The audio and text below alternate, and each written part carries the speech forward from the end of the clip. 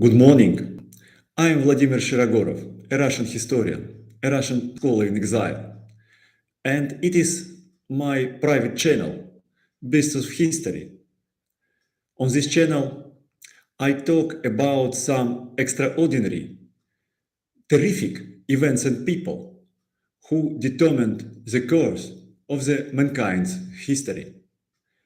I am the author of some books in Russian and English, and you can find them in all platforms of the internet sale and in the big bookshops in all main cultural centers around the globe.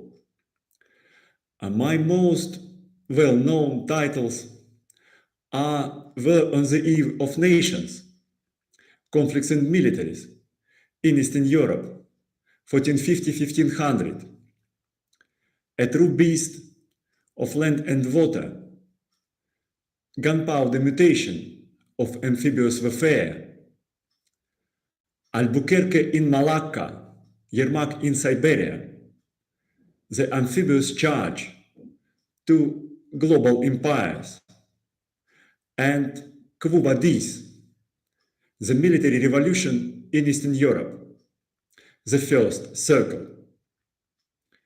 On this channel, I try to choose for your attention the people, the historical figures whose existence is a little bit obscure from the broad public, from the broad audience, but whose existence is important when we talk about our past, about some most important events that determined the change of the mankind's history.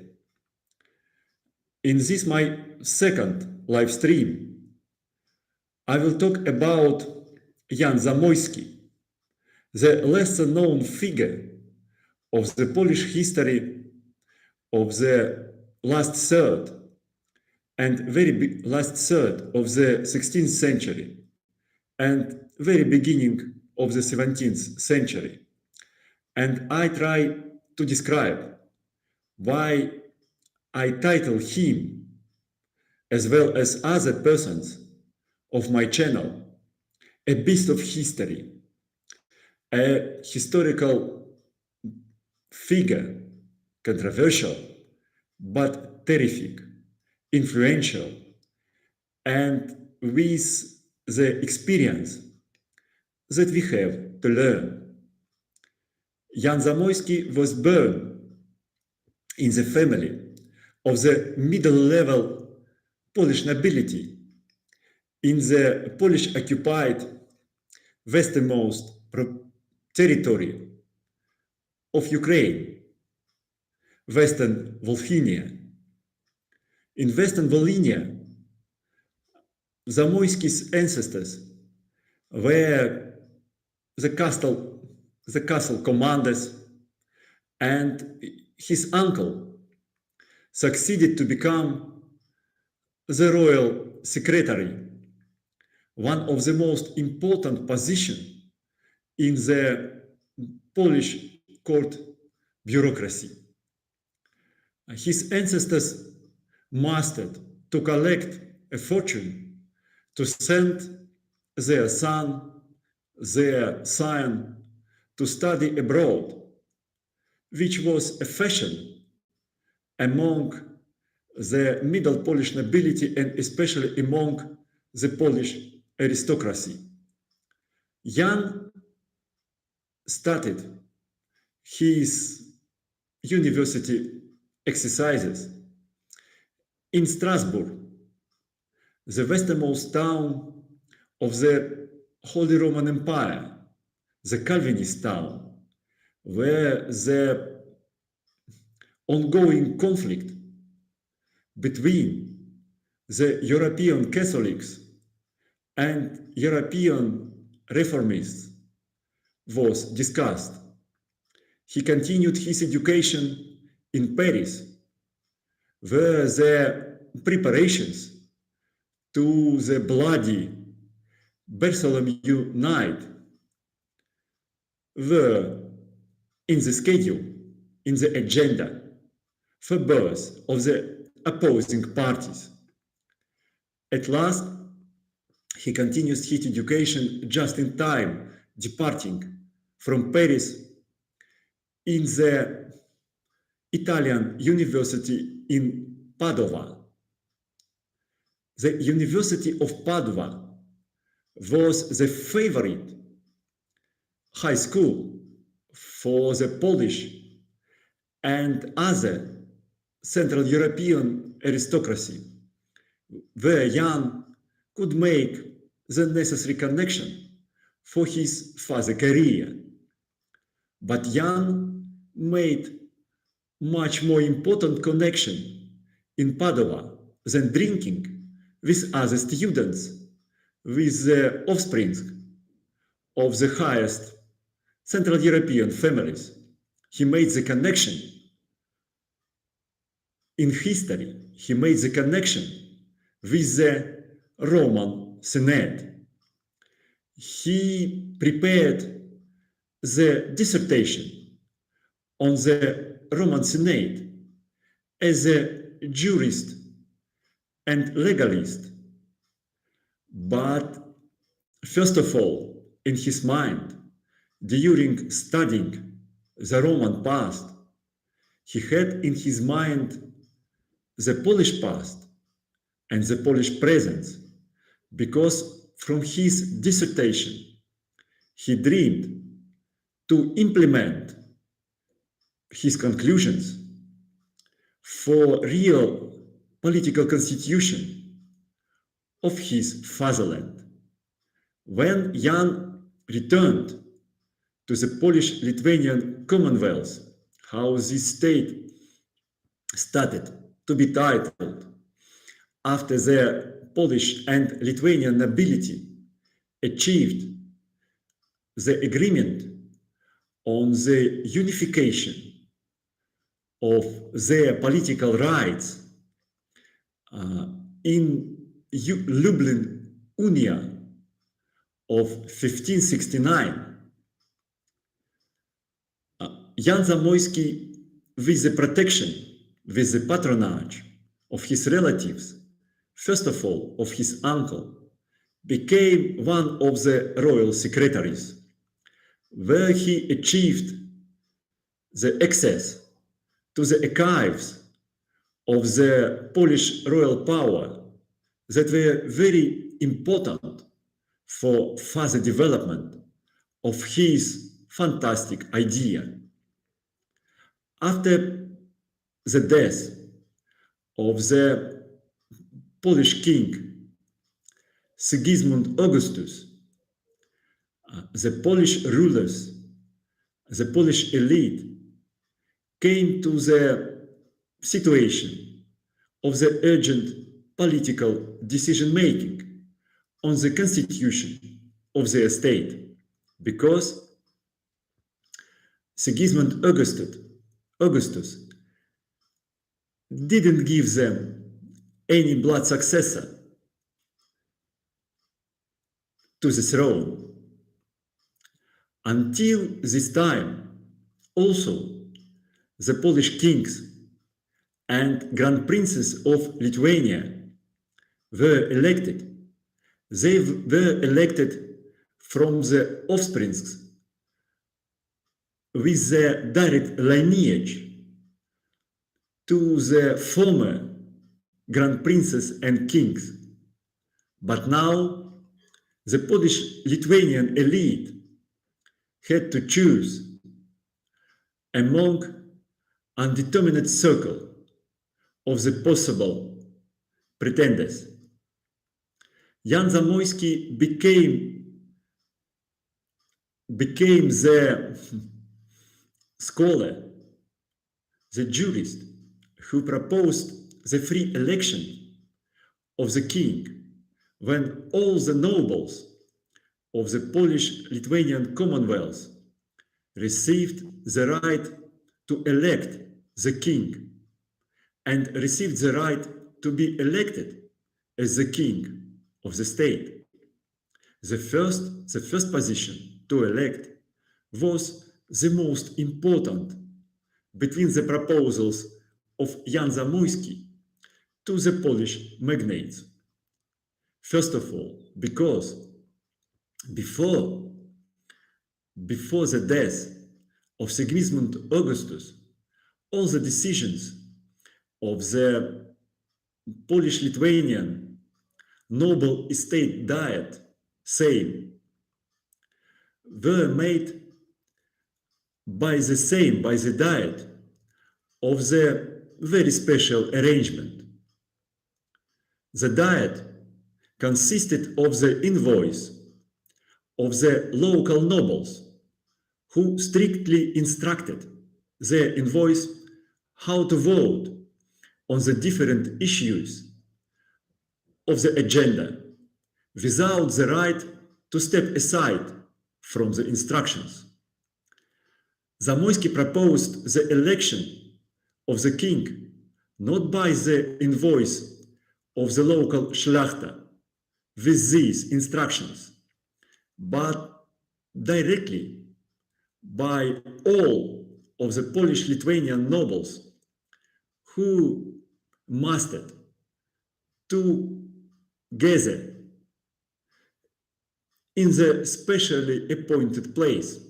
It means that king had to be elected by the giant crowd of the nobles, sometimes the crowd of 50 and more thousand nobles gathered to elect the king, and to manipulate this crowd was much more simple from the Polish and Lithuanian magnates than to incline the envoys of the local Szlachta to vote according to their instructions. The Polish and Lithuanian magnates had the giant power over the middle level and especially low level nobility, due first of all to their firmer feudal rights, second to their immediate wealth, third to their position in the royal administration and army, with the well-being of the nobles, of the middle and low-level nobles, depending from their will. This advice, this proposal of Zamoyski was met by the Polish and Lithuanian magnates with a great satisfaction. The second proposal of Zamoyski that was modeled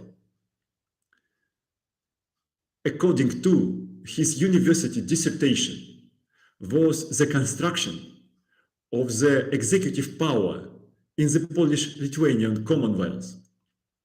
Zamoyski proposed that a king in person, or the royal power in general,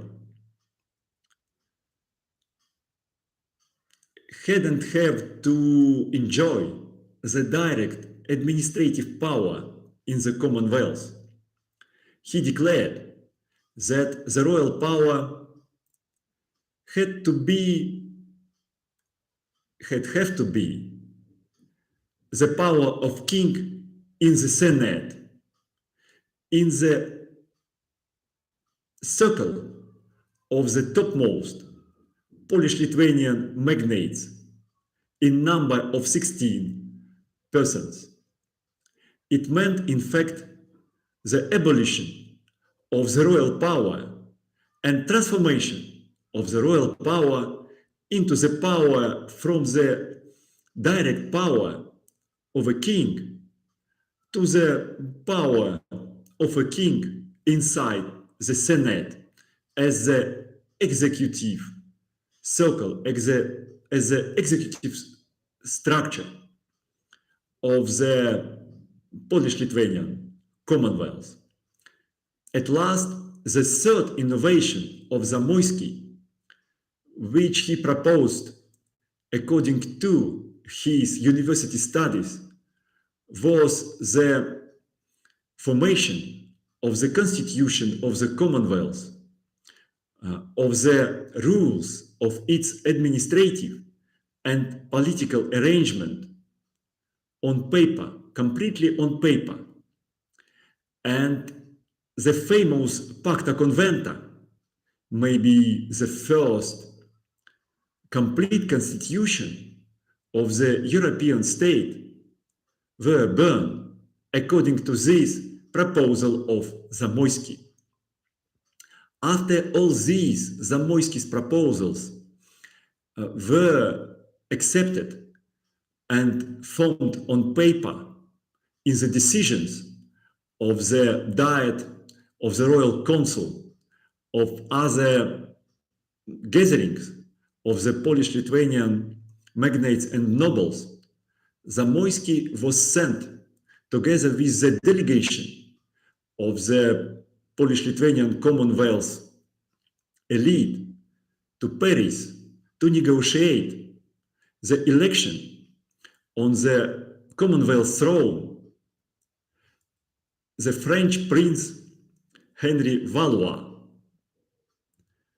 First, Henry Valois refused to go to the Polish-Lithuanian Commonwealth, not only because he considered the Commonwealth a wild forest outskirt of Europe after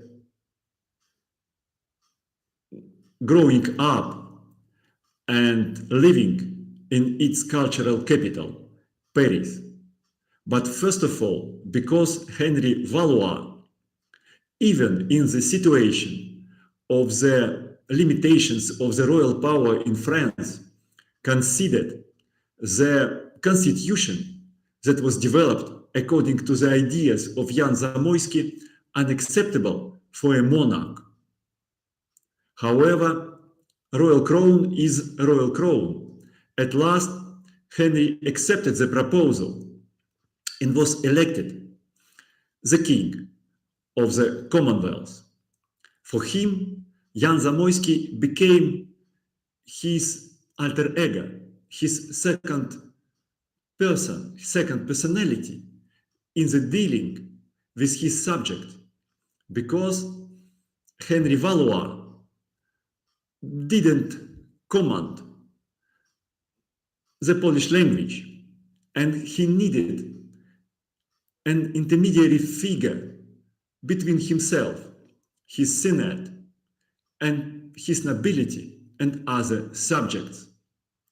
Jan Zamoyski slowly grew from the position of the royal secretary to the position of the chancellor, the first minister near the king. Then his career almost collapsed when Henry Valois fled to France after the position of the French king became free due to the death of his brother. The noble commission, the commission of the nobility of the Polish-Lithuanian Commonwealth, hunted for him, tried to catch him and bring him back by force on the Polish-Lithuanian throne. But Henry Valois evaded, and the Commonwealth faced the necessity to elect another king. First, Jan Zamoyski was considered improper person for the participation in the election because his guilt in the flight of Henry Valois was really grave. But at last, the magnates understood that he was the best person to propose some construction to attract on the Polish throne some really important figure that agrees to have the limited power. Zamoyski made his choice in favor of Stephan Bathory, the Transylvanian prince of the Hungarian origin. Zamoyski proposed the construction that Stephan Bathory became the king of the Commonwealth with the marriage to the princess of the Polish-Lithuanian royal blood, Anna. And when Stephan Bathory became the king of the Polish-Lithuanian Commonwealth with the agenda to build up the Polish army and wage war against the expansionist Muscovite and against the Swedish aggression in the Baltics, he needed Jan Zamoyski again, because in the same way as Henry Valois, he didn't know the Polish language, he didn't know the Polish history, he didn't know the Polish legislation and specific tradition of the arrangement of the Polish-Lithuanian elite. He needed somebody to direct him, and he needed somebody to promote the implementation of his orders. And Jan Zamoyski became the alter ego of Stephan Bathory. And Stephan Bathory was the most successful, the most victorious of the fighting kings of the Polish-Lithuanian Commonwealth. He achieved great victories over Muscovite of Tsar Ivan the Terrible, and he achieved for the Polish-Lithuanian Commonwealth the principal position, the domination in the East Baltic affairs and in the Northern Black Sea affairs, in the competition with Sweden in the Baltics and with the Ottoman Empire and Crimean Khanate in the Northern Black Sea region. After the death of Stephan Bathory, it became clear that his royal power was really not his arbitrary rule, not his domination in the Commonwealth political affairs, in the Commonwealth domestic administration, but was in fact the shadowy dictatorship of Jan Zamoyski. Jan Zamoyski was the person who constructed the administrative system of the first Polish fiscal military model that allowed to him and to King Stephan Bathory to mobilize the necessary military and financial and demographic resources to construct, to build up the major East European army, professional army, standing army, first large standing army in the Polish history, and to defeat with this army Muscovite, then Sweden, and then the Ottoman Empire and Crimean Khanate. When the question of the succession to Stephan Bathory arose, Zamoyski again declared the free elections of the king, but really the elections of the king was in his hands. It was the time when the Polish nobility rose against the dictatorship of Zamoyski.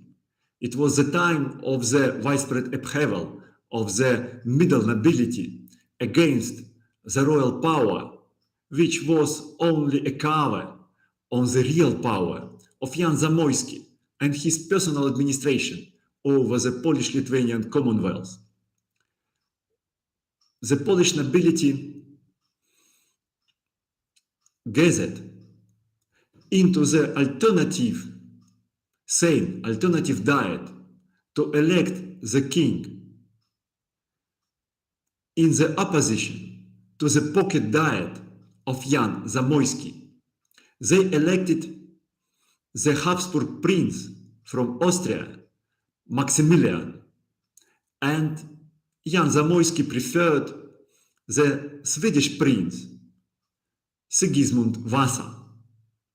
When the Austrian prince arrived at the border of the Polish-Lithuanian Commonwealth to take his throne that was legally transferred to him by the diet of the Polish nobility, Jan Zamoyski collected the army which was faithful to him because he was the person who directed the appointments in the army, from whom the career and fee of the soldiers and officers depended.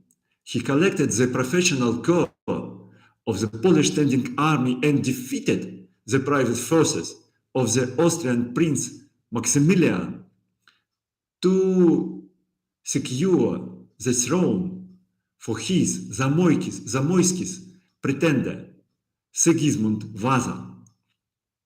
First, Zamoyski tried to play the same game with Sigismund Vasa as he played with Bathory. But Sigismund was a complete different person from Stephan Bathory. He was ardent and with high ideas about his personal power. And as he declared at one of the Seims, the Diet of the Polish-Lithuanian Commonwealth, he refused to submit to the usurper Zamoyski.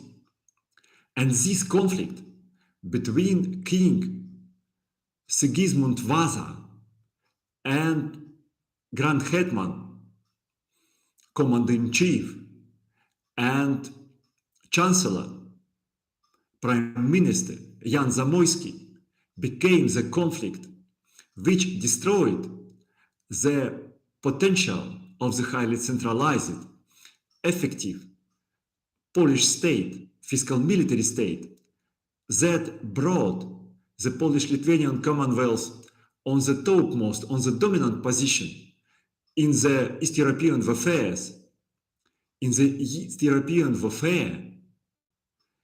at the end of the 16th century. When Zamoyski died in 1605, the upheaval of the Polish-Lithuanian middle nobility erupted. That's named Rokosz of Zebrzydowski. The Rokosz of Zebrzydowski was suppressed by the royal troops, by the royal power, but with very big price to the Polish-Lithuanian statehood, because the royal power had to give to the members of the upheaval, to the participants of the middle nobility war against the magnate dictatorship, the rights they asked. It was the time when the hesitant, when the weak structure of the Polish-Lithuanian state changed the strong bureaucratic, administrative, fiscal military dictatorship that was built by Jan Zamoyski. And this new structure that was achieved by the magnates and nobility in their war against Jan Zamoyski dictatorship became the main reason of the Polish-Lithuanian Commonwealth collapse when it was divided at the end of the 18th century between Russia, Prussia, and Austrian Empire. I am Vladimir Shirogorov, author of the books on military history of the 15th, 16th, 17th century in English and Russian that you can buy with the most of the internet resellers. And this is my private channel, Beasts of History, where I talk about terrific events and people who determined our past. Goodbye.